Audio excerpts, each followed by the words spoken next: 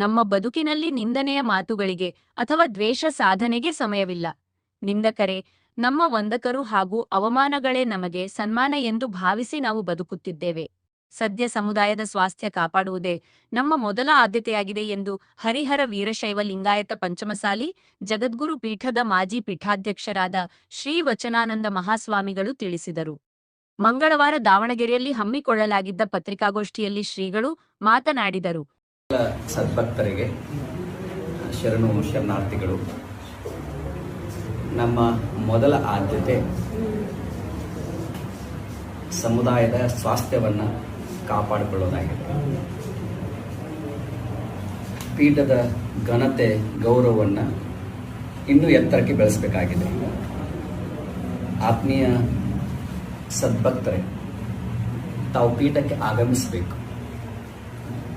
ತಾವು ಉತ್ತಿ ಬಿತ್ತಿ ಬೆಳೆದು ತಮ್ಮ ಮೈಬಣ್ಣವನ್ನು ಭೂಮಿಗೆ ಕೊಟ್ಟು ಭೂಮಿಯ ಮೈಬಣ್ಣ ತಾವು ತೆಗೆದುಕೊಂಡು ಬೆವರ ಹನಿಯನ್ನು ಸುರಿಸಿ ಧಾರಾಳವಾಗಿ ದವಸ ಧಾನ್ಯಗಳನ್ನು ಎಡೆ ಮಾಡಿ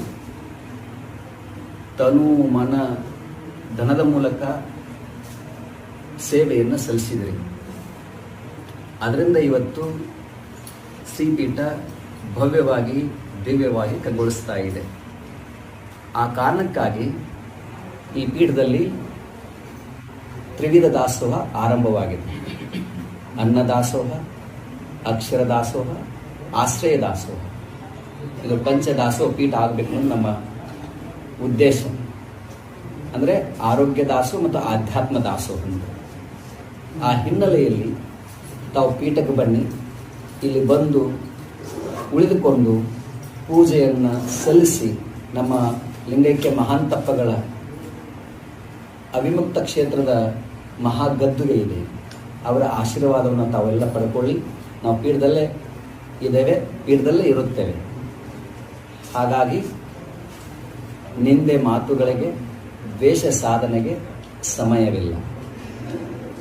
ನಿಂದಕರೇ ನಮ್ಮ ವಂದಕರು, ಅವಮಾನವೇ ನಮಗೆ ಸನ್ಮಾನ, ಮುಳ್ಳಿನ ಹಾದಿಯೇ ರಾಜಬೀದಿ ಅಂತೇಳಿ ಭಾವಿಸಿ ಬದುಕುತ್ತಿರುವಂಥವ್ರು ನಾವು. ನಮ್ಮ ಮುಂದೆ ಸಾಕಷ್ಟು ಮಾಡುವಂತಹ ಕಾರ್ಯ ಬಾಹುಳ್ಯ ಇದೆ. ಈಗ ಆಗಿರೋದು ಸಾಸಿವೆಯಷ್ಟು ಆಗಿಲ್ಲ, ನಾವು ಮಾಡಬೇಕಾದ್ರೆ ಸಾಗರಷ್ಟು ಕಾರ್ಯವಿದೆ. ಆ ಕಾರ್ಯ ಕಡೆಗೆ ನಾವು ಸಂಪೂರ್ಣವಾಗಿ ನಾವು ತೊಡಸ್ಕೊಳ್ಳೋಣ. ಯಾಕಂದರೆ ಆ ದೂರದೃಷ್ಟಿ ನಮಗಿದೆ. ಈ ಜಗತ್ತನ್ನೆಲ್ಲ ಪ್ರವಾಸವನ್ನು ಮಾಡಿ ಬಾಲ್ಯದ 8 ವರ್ಷದಿಂದ ಇಲ್ಲಿಯವರೆಗೆ ನಾಡಿನ ವಿವಿಧ ಮಠ ಪೀಠ ಆಶ್ರಮಗಳ ಅಧ್ಯಯನ ಮಾಡಿ ಹೆಚ್ಚಿನ ವಿದ್ಯಾಭ್ಯಾಸಕ್ಕಾಗಿ ಆ ಜ್ಞಾನದ ಹಸಿವಿಗಾಗಿ ಋಷಿಕೇಶ, ಹರಿದ್ವಾರ, ಹಿಮಾಲಯದ ತಳಿ ಶ್ರೇಷ್ಠ ಗುರು ಮುನಿ ತಪಸ್ವಿಗಳ ಸೇವೆಯನ್ನು ಮಾಡ್ತಾ ಅವರ ಪಕ್ಕದಲ್ಲಿ ಕೂತ್ಕೊಂಡು ಸಾಧನೆಯನ್ನು ಮಾಡಿ ತಾಯ್ನಾಡಿಗೆ ಮರಳಿ ಯೋಗದ ಮೂಲಕ ಜನಗಳಿಗೆ ಯೋಗಯುಕ್ತ ರೋಗಮುಕ್ತ ಅನ್ನುವಂತಹ ಅಭಿಯಾನದೊಂದಿಗೆ ಔಷಧಿ ಇಲ್ಲದ ಆರೋಗ್ಯದ ಮೂಲಕ ಸಮಾಜದ ಸ್ವಾಸ್ಥ್ಯವನ್ನು ಕಾಪಾಡುವಂತಹ ಕಾಯಕವನ್ನು ಕಳೆದ 1.5 ವರ್ಷದಿಂದ ಮಾಡಿದ್ದೇವೆ.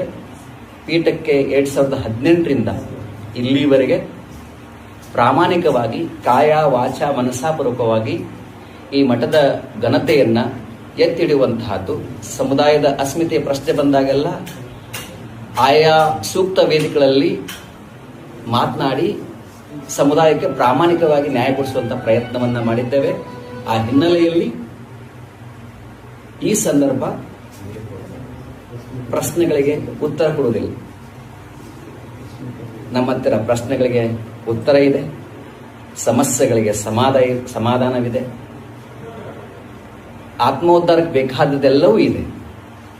ಸೂಕ್ತ ಸಮಯದಲ್ಲಿ ಸೂಕ್ತ ಉತ್ತರಗಳನ್ನು, ಸೂಕ್ತ ಪ್ರಶ್ನೆಗಳಿಗೆ ಸೂಕ್ತ ಉತ್ತರವನ್ನು ನೀಡ್ತೀವಿ ಅಂತೇಳಿ ತಾವೆಲ್ಲ ಸದ್ಭಕ್ತರು ಪೀಠಕ್ಕೆ ಬನ್ನಿ. ಪೀಠಕ್ಕೆ ಬಂದು ದರ್ಶನ ಆಶೀರ್ವಾದ ಪಡ್ಕೊಂಡು ತಾವೆಲ್ಲ ಪಾವನರಾಗಲಿ ಅಂತ ಹೇಳಿ ಈ ಮೂಲಕ ನಾನು ನಿಮ್ಗೆ ಹೇಳಕ್ಕೆ ಇಚ್ಛೆಪಡ್ತೇನೆ. ಎಲ್ಲರಿಗೂ ಶರಣಾರ್ಥಿಗಳು.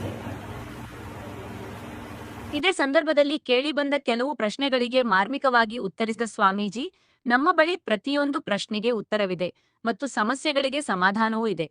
ಮಾನವನ ಆತ್ಮೋದ್ಧಾರಕ್ಕೆ ಬೇಕಾದ ಮಾರ್ಗಗಳು ನಮ್ಮಲ್ಲಿವೆ. ಸಮಯ ಬಂದಾಗ ಎಲ್ಲದಕ್ಕೂ ಸೂಕ್ತವಾಗಿ ಉತ್ತರಿಸುತ್ತೇವೆ ಎಂದು ಸ್ಪಷ್ಟಪಡಿಸಿದರು. ಮೌನ ಮತ್ತು ತಾಳ್ಮೆಯಿಂದಲೇ ಸಮುದಾಯದ ಹಿತದೃಷ್ಟಿಯಿಂದ ಕೆಲಸ ಮಾಡುವುದಾಗಿ ಅವರು ಈ ಸಂದರ್ಭದಲ್ಲಿ ಪುನರುಚ್ಚರಿಸಿದರು.